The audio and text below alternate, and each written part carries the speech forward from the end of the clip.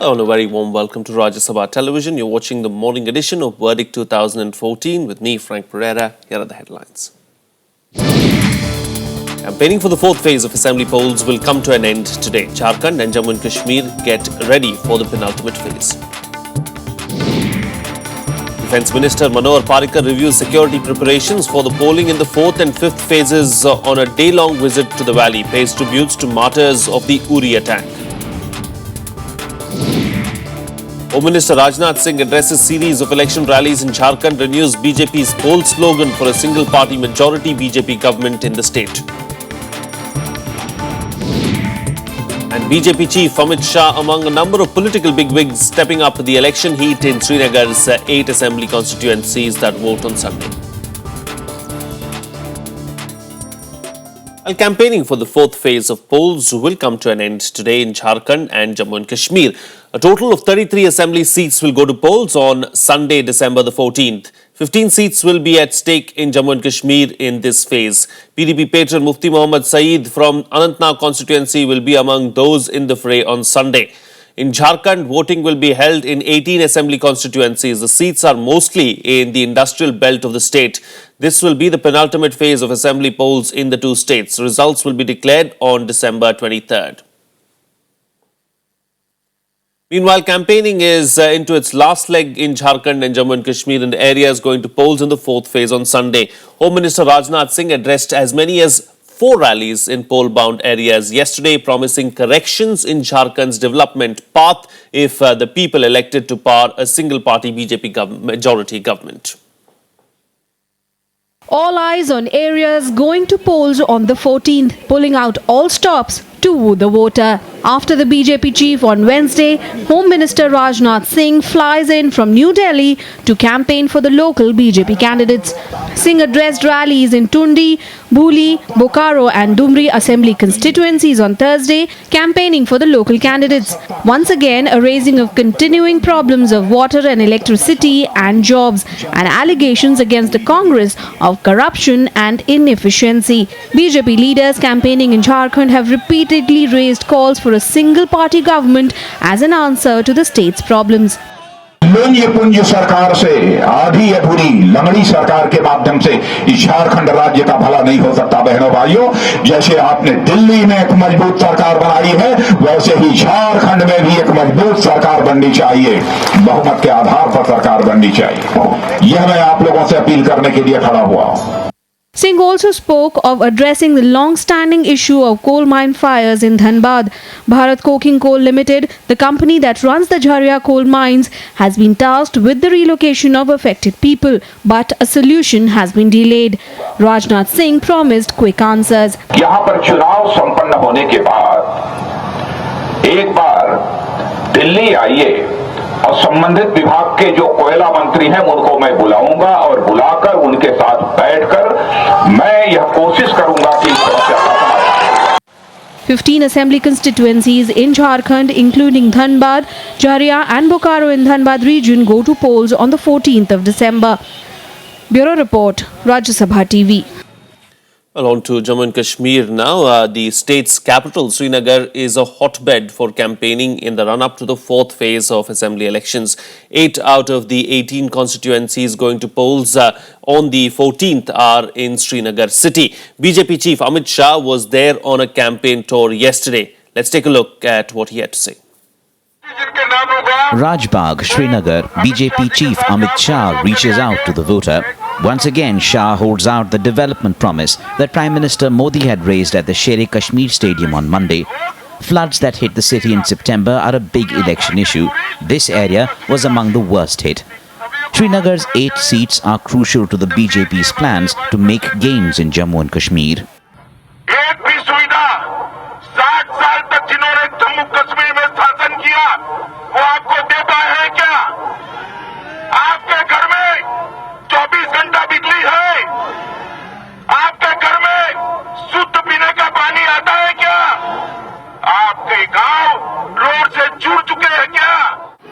Shah also held a rally in neighbouring Shopian and met party workers in the summer capital before returning to Delhi. Going into the last 2 days of campaigning for the fourth phase, the BJP has sent in a slew of heavyweights to campaign for the party.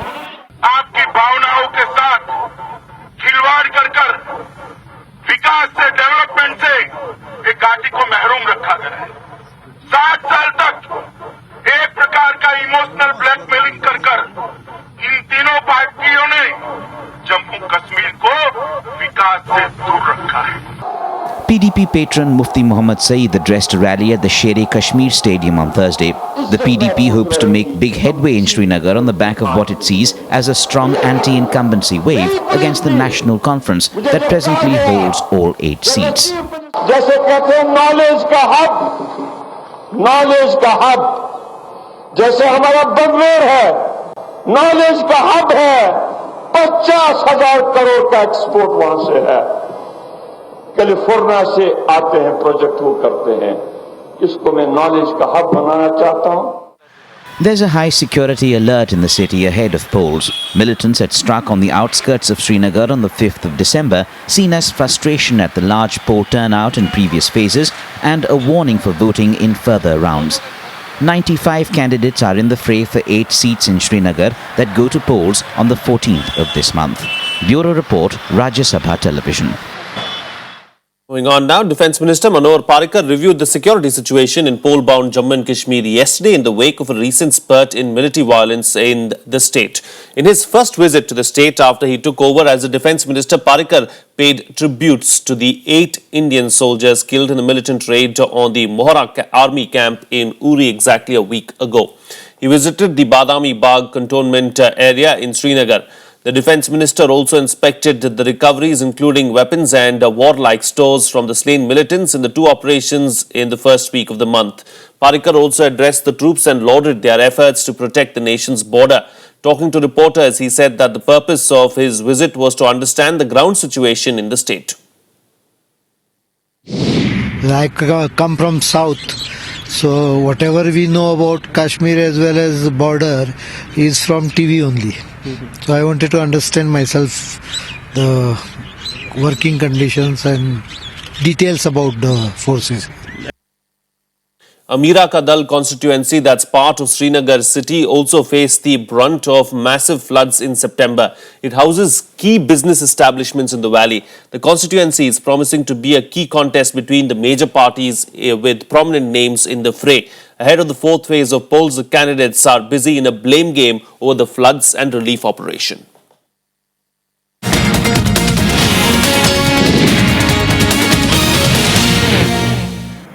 Situated in the heart of Srinagar, Amira Kadal constituency is one of the most keenly watched contests in Jammu and Kashmir. It is the business hub of the valley worst affected by the September floods.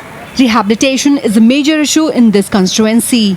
It is going to be a tough trilateral contest between BJP's Hina Bhatt, National Conference's sitting MLA Nasir Aslam Wani and PDP's Altaf Bukhari. हम दुकानदारों को तो कोई rehabilitation का कुछ भी नहीं मिला। गवर्नमेंट आएगी वो देखे हमारा नुकसान क्या है, कैसे हम रिहैबिलिट करते हैं इनको। जब से हम पैदा हो गए तब से तो हमने देखा है जो भी आया उसने अपना ही काम किया, लोगों के लिए तो कुछ नहीं किया। PDP candidate Altaf Hussain Bukhari is a very popular businessman of the valley. He's banking on voters' ire at the slow pace of rehabilitation and reconstruction after the floods. इंशाल्लाह लोग जोग दर जोग निकलेंगे और पीडीपी के हक में वोट देंगे। रिहेबिलिटेशन, फ्लड विक्टिम्स की रिहेबिलिटेशन पहली प्रायोरिटी होगी और दूसरा नौजवानों के खिलाफ जो एफआईआर है उनको खत्म करना। एनसी ने सैलाब लाए, तबाही की, और तो कुछ हमें दिखता नहीं है। Bukhari's rival is the sitting MLA from Amira Kadal, National Conference's 50-year-old Nasir Aslam Wani. He's a strong contender, but he faces the wrath of anti-incumbency and flood aftermath. सैलाब के बाद गवर्नमेंट ने कुछ नहीं किया।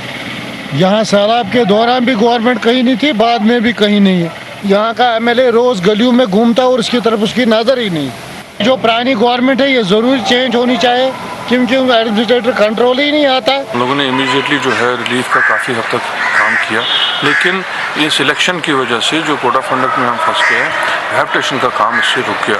हम लोगों ने बड़ी गुजारिश की थी कि ये इलेक्शन जो है थोड़ी देर पोस्टपोन किए जाएं, ताकि जो गवर्नमेंट की मशीनरी है और जो सारा अटेंशन जो है गवर्नमेंट का वो रिहैबिलिटेशन की तरफ जाए। प्रायोरिटी जो इस वक्त है वो है इन लोगों को रिहैबिलिटेशन की। BJP is counting on the migrant voters in the constituency.